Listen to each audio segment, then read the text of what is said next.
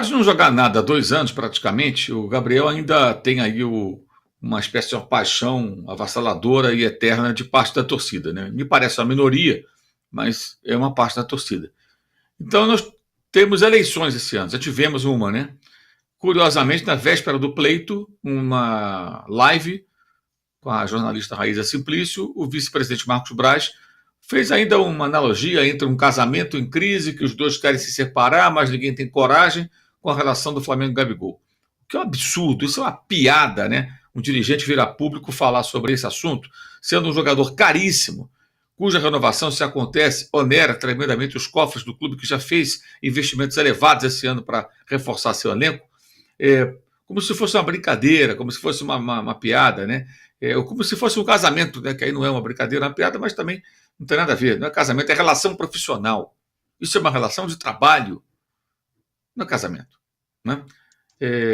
E simplesmente foi na véspera, né? Do pleito. Por que isso? Por que será? Há quem diga que o Braz sonhava amealhar alguns votos aí de gabizetes na eleição. Não deu certo. Ele foi um fracasso nas urnas, não se elegeu, nem chegou perto disso.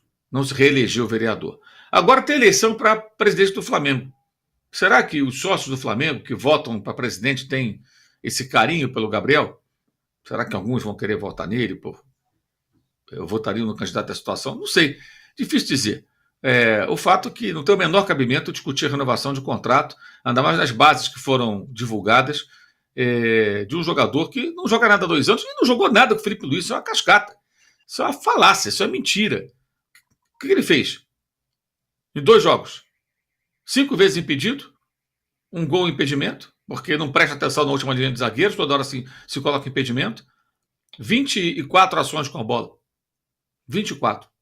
15 no primeiro jogo contra o Corinthians e 9 no segundo. Ele que nunca foi um cara de jogar enfiado dentro da área, sempre buscou jogo, participou do jogo. Não cabeceia, não faz um pivô. Então, por quê? Não tem o menor cabimento. Isso é uma piada, é um absurdo. E tudo começa nessa pataquada do Marcos Braz, de falar nessa live sobre a renovação do jogador. Agora todo mundo tem que tocar no assunto porque isso vai dar audiência. Né? Um absurdo. Isso é uma piada. Eu só falo desse assunto para criticar o Marcos Braz e, se o Landim vier com essa ideia, criticar também. Não tem o menor cabimento. Isso não faz o menor sentido.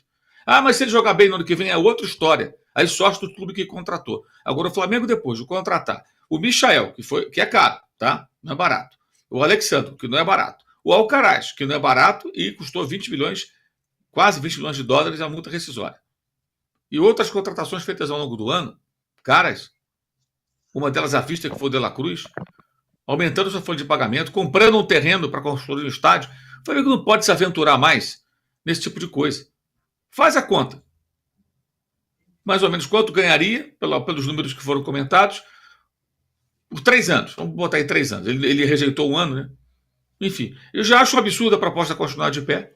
Se ele quiser conversar, que procure o Flamengo que fizesse uma proposta bem diferente daquela, que aquela proposta não tem sentido. Aumenta 50%. Qual a profissão, Tirone, que alguém faz um trabalho ruim durante 2 anos e tem aumento? Ah, faça-me um favor, isso é uma brincadeira. Isso é uma brincadeira. O Danilo, há alguns meses atrás, pintou aquele namoro, paquera, pré-contrato do Palmeiras com o Gabigol, que depois foi retirada também, né?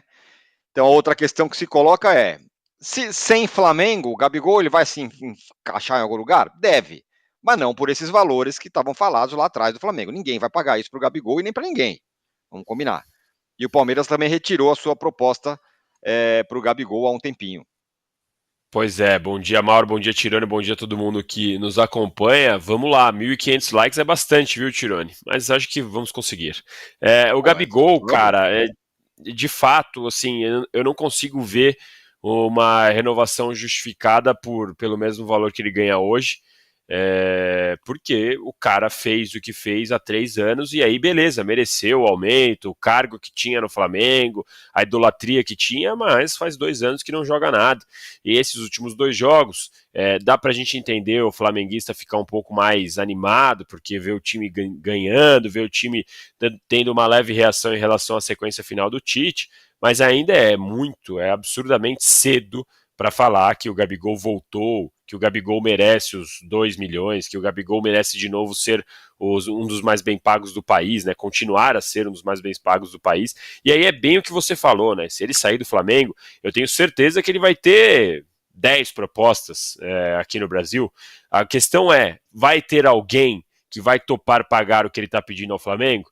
E ainda, se tiver, vai ser algum time com condições de pagar e arcar com os seus vencimentos em dia? Ou vai ser daquele time que depois o Gabigol vai ter que brigar, vai ter que ir na justiça, um time irresponsável, ou algum patrocinador misterioso que vai bancar a chegada do Gabigol? A gente precisa dar uma olhada em relação ao que o Gabigol tem feito agora. Uma coisa é certa, ele não merece o rótulo que tinha há 2 anos. Consequentemente, não mereceria um mesmo salário, não merece o mesmo pacote, não deveria ter o mesmo peso nas negociações que tinha se a gente tivesse agora em 2022, 2021, quando ele realmente estava jogando bem. Então eu concordo com o Mauro praticamente 100% do que ele falou, porque para mim não faz sentido você renovar com o Gabigol agora nessas bases. Agora, se o Gabigol chegar e falar: quero continuar, topo baixar meu salário lá embaixo, fazer algo de produtividade, fazer algo condicionado a metas para eu poder renovar, renovo por 1 ano, coloco metas de jogos, de gols, de assistência, sei lá, para poder renovar por mais, para ter um bônus, aí são outros 500, aí você faz um outro tipo de negociação. Agora, eu duvido que o Gabigol vai querer recuar nesse ponto, porque a gente tem certeza aqui de fora, vendo toda a condução da carreira dele, que ele tem certeza que continua no auge, o que a gente sabe que não continua. Agora, o Rodrigo... Quer falar alguma coisa, Mauro? Não, só 2 coisinhas. Primeiro, né? Esse movimento que está sendo criado só serve para valorizar o Gabriel, sem que ele jogue nada, tá? Até aparecer um bobo que o contrato é peso de ouro. Que esse bobo pode ser o Flamengo renovando ou um outro. Eu nunca entendi por que o Palmeiras teria feito uma proposta. Nunca entendi. Tem nada a ver com o perfil de elenco do Palmeiras. E é um jogador caro que, gente, ele não fez nada nesses 2 jogos. É assustador como as pessoas olham para o campo e conseguem enxergar o que não acontece. Por boa vontade. Eu adoraria chegar aqui e falar: não, jogou muito bem, está se recuperando, tal. Mas não é o caso. Não é o caso. O impedimento dele contra o Bahia é uma coisa inexplicável. Um doce, né? No primeiro tempo aí, da jogada da Arrascaeta. Assim, o cara não está prestando atenção na última linha de zagueiro, se coloca mal, continua com a direita cega, não cabeceia, não faz um pivô, não ganha mais em velocidade. Ele ganhava jogadas em velocidade, não ganha mais. Ele teve uma queda técnica que ele primeiro tem que descobrir o que aconteceu e tentar voltar a jogar bem antes de renovar o contrato. Assim que deveria funcionar. Eu me recupero, jogo bem, aí eu faço um bom contrato.